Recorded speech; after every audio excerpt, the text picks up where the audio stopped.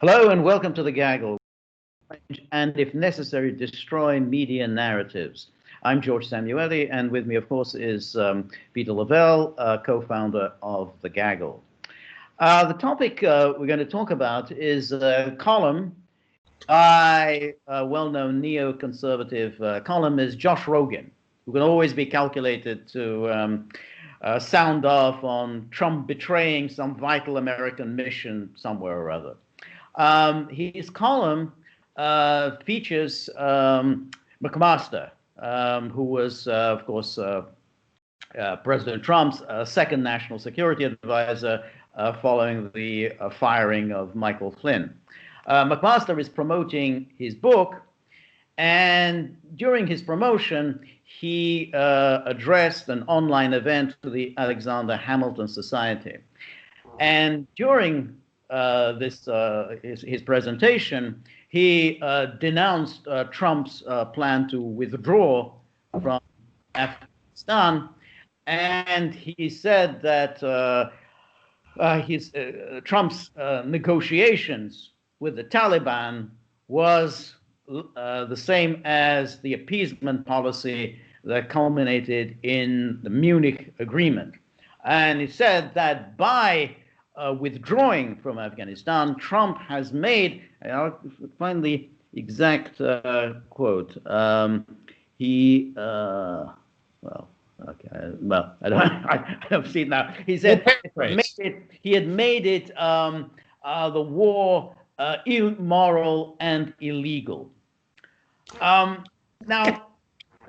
what is sort of strange about his declaration is that McMaster seems to be under the impression that the best way of fighting Islamic fundamentalism is to go around invading other countries and to occupy them in perpetuity. Despite everything that we've seen during the past 20 years, McMaster seems to think that we should spend another 20 years occupying Afghanistan as if somehow there'll be a different outcome. What's your take, Peter? Well, number one, Josh Rogin, he never explains, no one has ever explained to us what is the national security imperative to stay there. There's none. Number two, what has been going on for 19, almost 20 years hasn't worked. Why would you continue doing the same thing? Negotiating with the Taliban. I have a news alert. 99.9% conflicts, armed conflicts in the history of humanity is when you talk to the other side. Number three, the government that the US has been supporting since it invaded the country is one huge grift, and it is never mentioned in the mainstream media. Another point, Munich.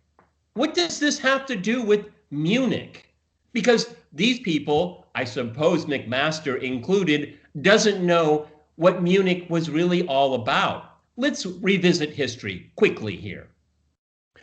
Nazi Germany was putting pressure on the newly formed state of Czechoslovakia that came into being after the First World War. In Czechoslovakia, there were a significant number of ethnic Germans on the border with Germany. It was called the Sudetenland, okay? And Hitler was agitating to have these ethnic Germans on the other side of the border, to have them brought into Germany, and because this was very part and parcel of Hitler's nationalism, ethno-fascism, okay?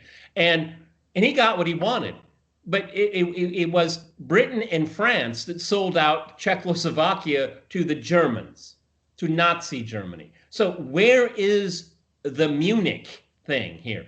Another point, if you're going to put the Taliban in the position of Nazi Germany, which doesn't make any sense, historical sense to me, George, has the Taliban ever had ambitions outside of Afghanistan? No, ever. Outside of Afghanistan? Contacts with Al-Qaeda, why would they? They don't want Al-Qaeda inside of Afghanistan. They want to control it. So it really irritates me that this kind of pop culture, pop political culture invades. So the writer of this article, Josh Rogan, and McMaster himself, former national security advisor, doesn't understand what Munich means because it doesn't apply to Afghanistan. Now, I would fault Trump for not getting out of Afghanistan. That's his fault. That's what I wanted to see happen. But we have people like McMaster and others. He was part of the administration, now others still within the administration, squabbling over what the president's plan is to withdraw from Afghanistan. As many voices there are opinions. Unfortunately, that is Trump's fault. Again, it's his administration. He hasn't been able to corral these people. So it seems to me it just shows. I keep saying during our podcast that these people have this huge whiteboard and they're just checking off the stories they're going to run. This is another story they've been running to attack Trump's foreign policy. Trump's foreign policy can be criticized, and severely, but not in this angle from Rogan.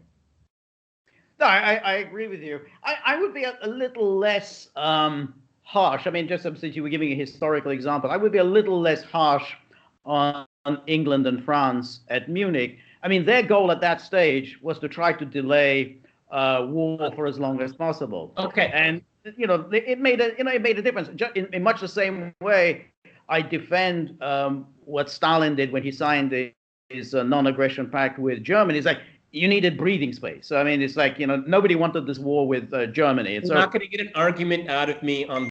I agree with you, but the fact is, if we want to look at what's the international order during the time that Munich happened, the Soviet Union was making overtures to France and to Britain. Okay, I mean, there's a lot of thick description, as a lot of historians like to say here, and not to go too far into the weeds here, but there is an argument for what is called appeasement. It's a dirty word now. Yeah, but if you go back to the early 30s and if you look at cabinet notes of Chamberlain saying we need to buy time and we're going to have to give to be able to buy that time. And you know what?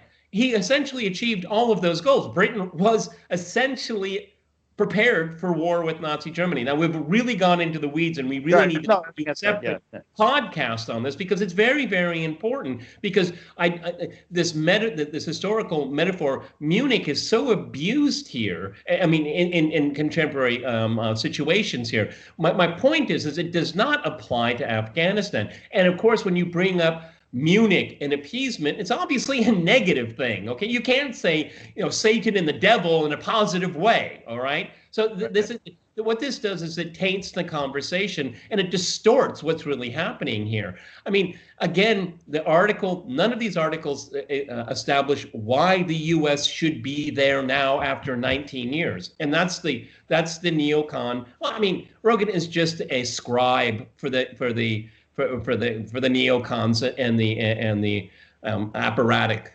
state or deep state, whatever you want to call it. So I mean, this is not journalism. This is like a press release.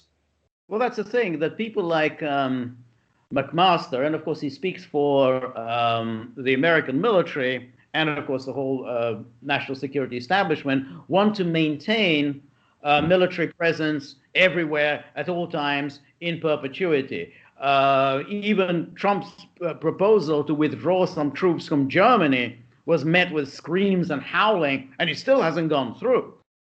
So you have, again, resistance from the military, resistance from the Democrats in Congress. We can't possibly withdraw from Germany. This is 75 years after World War II. So McMaster's view is that, well, we have to continue in Afghanistan with a view to what? What is the end goal here? I mean, are you really going to create a liberal democracy in Afghanistan? Of course not.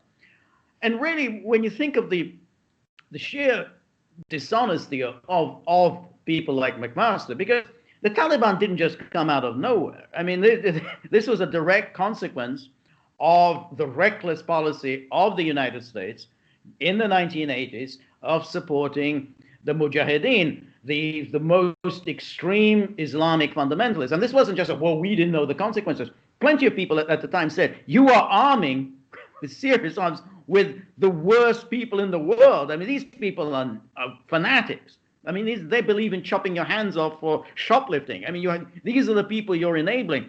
And they didn't really care about that. And it wasn't just then, because then subsequently, again, the Americans have been supporting these Islamic fundamentalists, whether in the Balkans, whether in Syria, in Libya. This has been a consistent policy. So for people like McMaster to say, these are evil people, we can't possibly negotiate with these evil people. Well, who the hell enabled these evil people? How did they get to be in power in Afghanistan? You know, thank you to people like McMaster.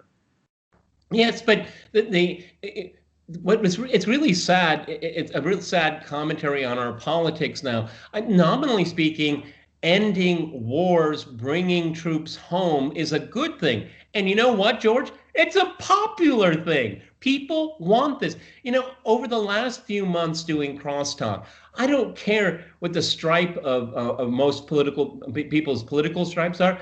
It's remarkable. I may disagree with them on some kind of like on economics or social policies, but you know, the number of people say, but we need to end these wars. I mean, it just really surprises me. People across the spectrum, it's you know, it's only when you watch cable TV and read an article in the Washington Post and the New York Times. It's such a strong attitude that people have. Now, I mean, obviously, there's so many different dimensions of this. I mean, and it was something that you and I were imbibed with when we were children. If you leave Vietnam, it'll be the domino effect. The domino effect, they're all fall, you know. No, we left Vietnam with our head hanging low, and yeah, for a couple of years, there was chaos, and then it settled down, okay? I mean, it's really interesting how communist China, the Communist Party of China, you know, we deal with Vietnam all the time. It's a communist country. Nobody ever mentions that, okay? So that's right. And of course, the interesting thing about Vietnam, because of course, if you apply the McMaster logic and the logic of pretty much everyone who is part of the blob, is that you can't possibly give up anywhere. So if McMaster had his way, in 1972, America would still be fighting in Vietnam, would still be fighting in the jungles of Southeast Asia. You know, 50 years on, would still be trying to cobble together some raggedy regime in Saigon to keep this war going forever.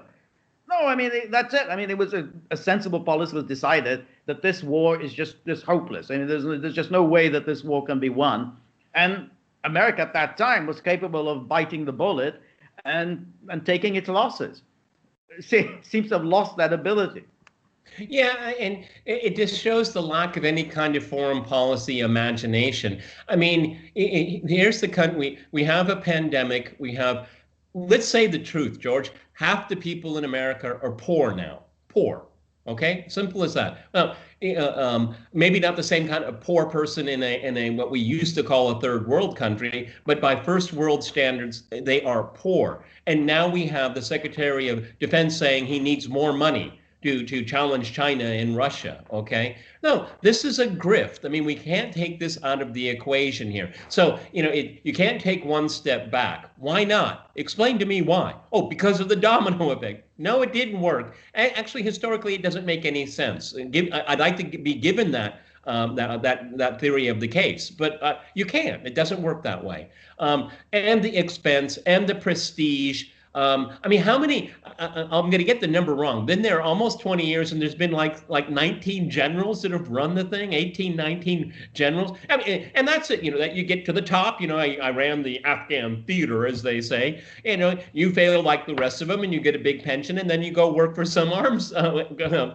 manufacturer. Okay. I mean, you got to get that up to that top point. I mean, this thing it's wrong on so many levels. And the American people, the public, the electorate, know it. But no, they are the adults in the room. That really infuriates me, that phrase. No, these are the people that have given us 40 years of senseless wars. These are the adults, okay? They should all be all of them should be taken away from the levers of power, but they'll never leave. They're like worm themselves into the foreign policy blob, okay? We'll hear from all of these people again, okay? So Right. I mean, it's self-referential. I mean, it's a self-licking ice cream cone.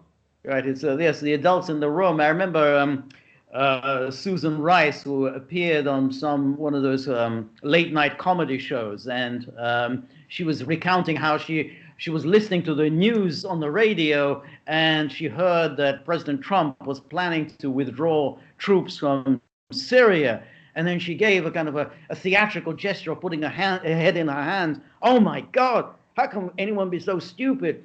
And the sort of the idiot audience in the watching that late night comedy show were cackling with laughter. You want to kind of a real stupidity that in America. I was thinking that's the sort of adult in the room. We should just maintain a presence in Syria to do what? To do what exactly? I mean, it's like, but apparently somehow the adults in the room always insist that we have to maintain this presence here for some reason that we don't need to explain, but we, the adults in the room, understand what that reason is. But it's got down to, in all of these wars, they all have one thing in common. These are wars in search of a mission. They're all is searching for a mission to continue the mission.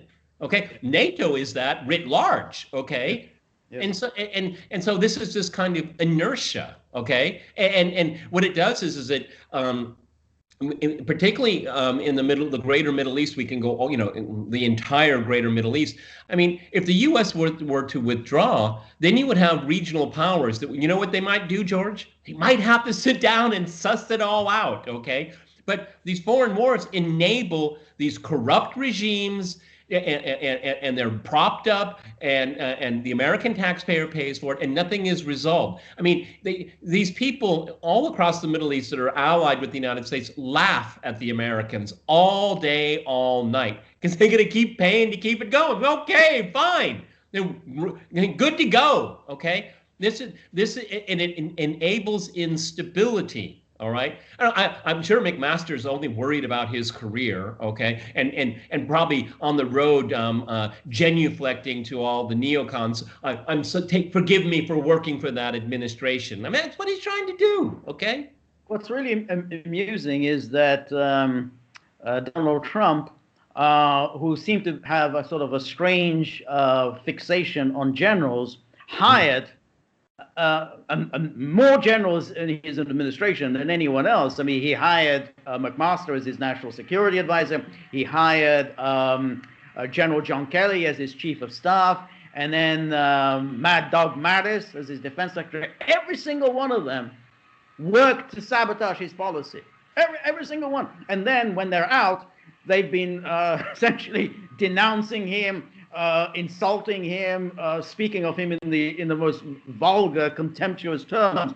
So he really made a stupid bargain in hiring all these generals who are always going to oppose his policies. That's how we've got to where we are. And no doubt they are all hoping and praying for a Biden administration, because then they and their friends will be back in, and the adults will be in charge, and there'll be missions galore.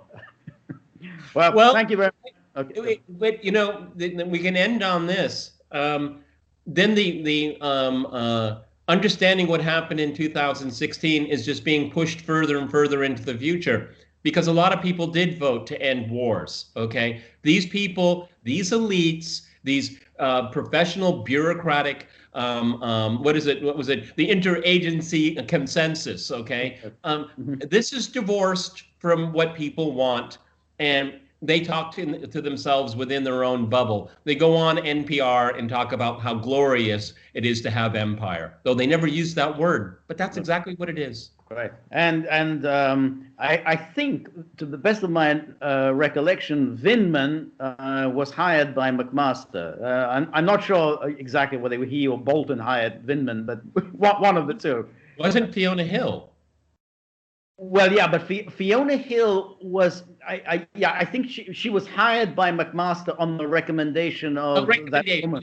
Yeah, on the recommendation of that woman who was working for Flynn. But but whatever. I mean, I think it was under McMaster's watch that these creatures, who almost brought down Trump. I mean, all the people that McMaster brought on.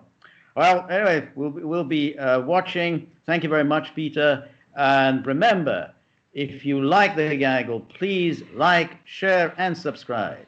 See you soon. Bye-bye.